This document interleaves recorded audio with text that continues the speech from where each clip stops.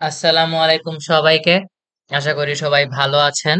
তো আজকে চলে এসেছি সম্পূর্ণ অন্য একটি কোর্স নিয়ে, সেটি হলো বিজনেস ম্যানেজমেন্ট। আজকে আমরা আলোচনা করব এই বিজনেস ম্যানেজমেন্ট কোর্সটির প্ল্যানিং ওয়ার্ক অ্যাক্টিভিটিস চ্যাপ্টারটি। এটি আমাদের ফাইনাল টার্মের জন্য খুবই গুরুত্বপূর্ণ চ্যাপ্টার। তো চলুন শুরু করা যাক। What is planning? আমরা সহজ ভাষায় প্ল্যানিং বলতে বুঝি কোনো কাজ করতে গেলে আমরা হচ্ছে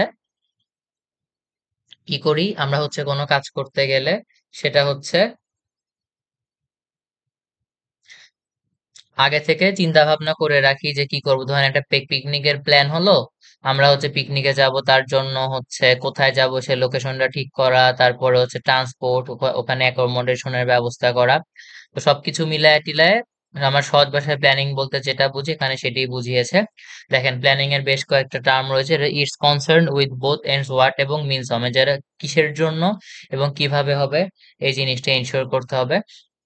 এবার when we use the term planning we mean formal planning, মানে ফর্মাল প্ল্যানিং মানে এমন ভাবে প্ল্যান করতে হবে যেন সেই প্ল্যানটা সবার কাছে একসেপ্টেবল হয়। আচ্ছা, informal planning specific goals কনফারিং specific time, যেটা বললাম যে সবার কাছে যেন একসেপ্টেবল হয় এবং সেটা যেন টাইম কনজিউমিং হয়। তারপর দেখেন, these goals are written and shared with organizational members to reduce confusion and create a common understanding about what needs to be done। মানে হচ্ছে ওই প্ল্যানিংটা আমরা হচ্ছে চাইলে লিখে রাখতে পারি এবং সেটা হচ্ছে সবার মধ্যে যেন আন্ডারস্ট্যান্ডিংটা ভালো হয়, সবাই যেন বুঝতে পারে সেভাবে প্ল্যানটা করতে হবে। তাহলে লাস্ট অফ অল হচ্ছে finally specific plans exist for achieving this goals, মানে জানে, মানে প্ল্যানের কিছু অংশ থাকবে এবং মানে প্ল্যানটা মেনলি করা হবে যে এই নির্দিষ্ট কিছু হচ্ছে রুলস থাকবে যে মানে যেগুলা প্ল্যানের হচ্ছে অন্তর্ভুক্ত, সেটার যেন সেই রুলস গুলো যেন বা সেই গোল গুলো যেন হচ্ছে ফুলফিল হয় সেটা এনশিওর করতে হবে। ঠিক আছে, বুঝতে পেরেছেন?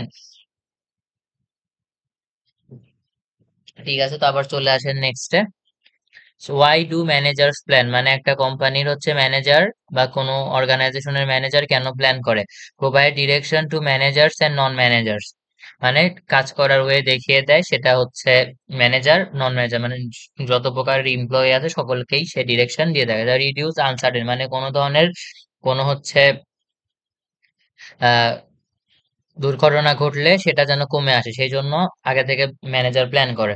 মিনিমাইজ ওয়াস্ট অ্যান্ড রিডান্ডেন্সি, মানে হচ্ছে টাইমটা সময় যাতে নষ্ট না হয় সেই জন্য একজন ম্যানেজার হচ্ছে প্ল্যান করে থাকে।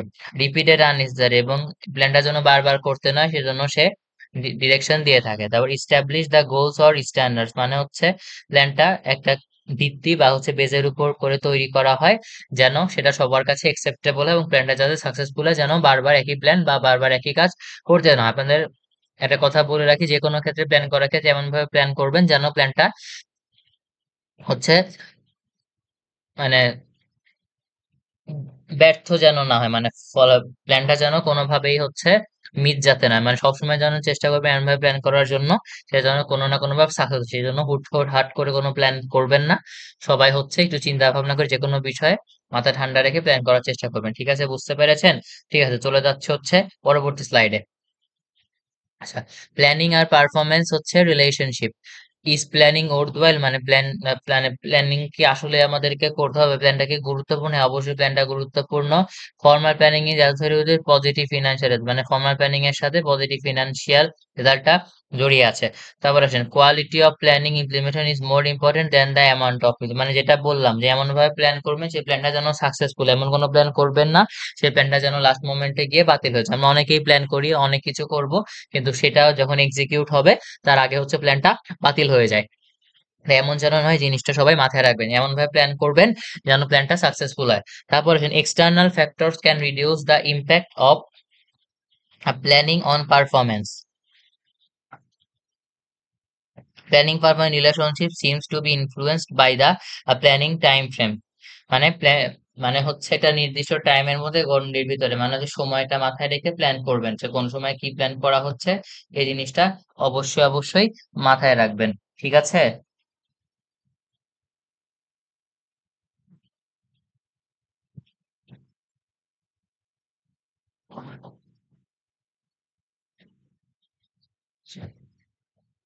এবার চলে আসেন নেক্সট স্লাইডে। Goals and plans.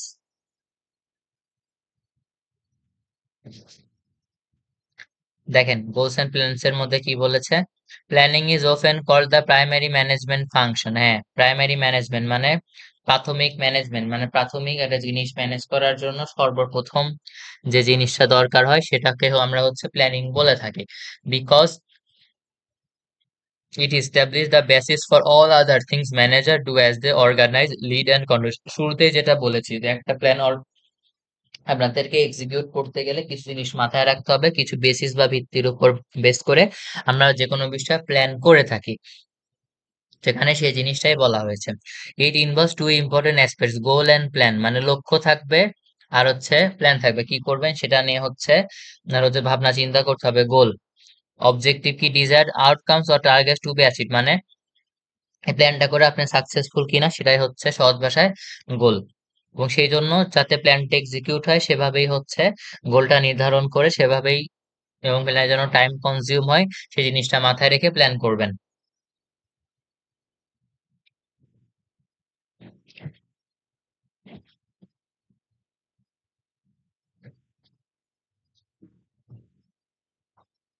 আসেন, তারপর আসেন plans, guideline documents that outline how goals are going to be মেট।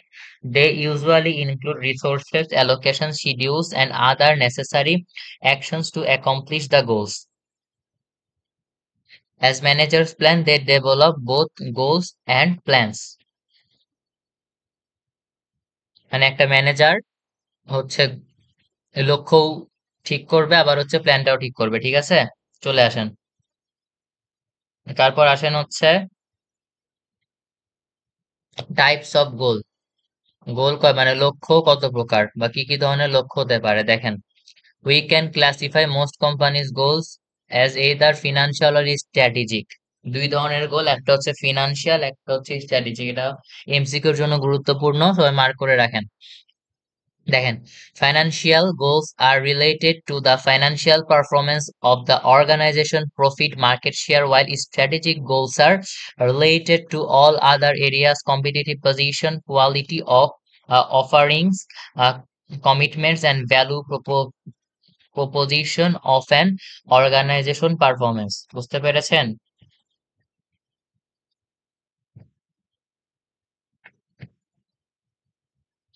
মানে কি বলেছে, মানে ফাইন্যান্সিয়াল গোলটা ফাইন্যান্সিয়াল পারফরমেন্সের সাথে হচ্ছে রিলেটেড, যেমন প্রফিট, মার্কেট শেয়ার মানে টাকা পয়সা লেনদেন, যেটার কথা সহজেই বুঝতে পারছেন। সেটা স্ট্র্যাটেজিকটা হচ্ছে রিলেটেড কি আদার এরিয়াস, মানে এই ফিনান্সিয়াল এর পার্টটুকু বাদ দিলে বাকি যেটা আছে সেটা পুরাটাই হচ্ছে স্ট্র্যাটেজিক এর মধ্যে। যেমন কম্পিটিটিভ পজিশন, কোয়ালিটি অফ মানে কমিটমেন্টস, এসব কিছুই হচ্ছে আপনার স্ট্র্যাটেজিক গোলস এর মধ্যে পড়ে, ঠিক আছে? এবার চলে আসে নেক্সট স্লাইডে। Stated goals. Official statements of what an organization says and what it wants its stakeholders to believe its goal are. An official statement লাগবে। আপনি একটা অর্গানাইজেশন চালাচ্ছেন, প্রত্যেকটা কথা ডকুমেন্টস আকারে যেন থাকে, অফিসিয়াল স্টেটমেন্ট আপনাদের হচ্ছে হাই লেভেলের ম্যানেজমেন্টের যেন হচ্ছে অথরাইজ থাকে, সিগনেচার যেন থাকে বা মার্ক করা থাকে, এই জিনিসটা ইনশিওর করতে হবে। তারপর দেখেন, however stated goals which can be found in an organization's charter, annual report, public relations announcement, or in public statement made by managers are often conflicting and influenced by what various stakeholders think organizations should do।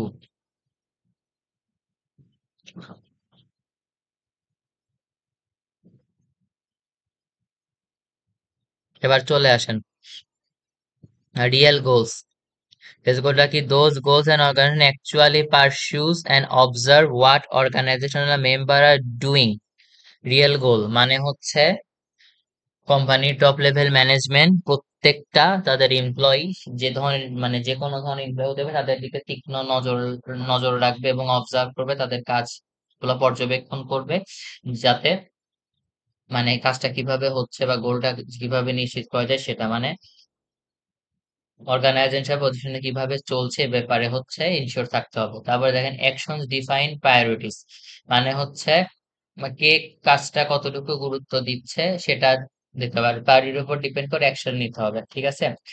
দেখা যাবে একটা কাজ আপনার এখনই করতে হবে, সেক্ষেত্রে কম গুরুত্বপূর্ণ কাজটা আপনি ফেলে রেখে যেটা এখন করা ম্যান্ডেটরি সেটা করে ফেলবেন, বাকিটা পরে করলেও চলবে, ঠিক আছে? এভাবে মানে প্রায়োরিটি লিস্টে সাজাতে হবে কোনটার পর কোনটা আমি করবো, বা কোনটার ইম্পর্টেন্স আমার কাছে সবচাইতে বেশি, ঠিক আছে? এবার আসেন, there should have a consistency between the stated and real goals. মানে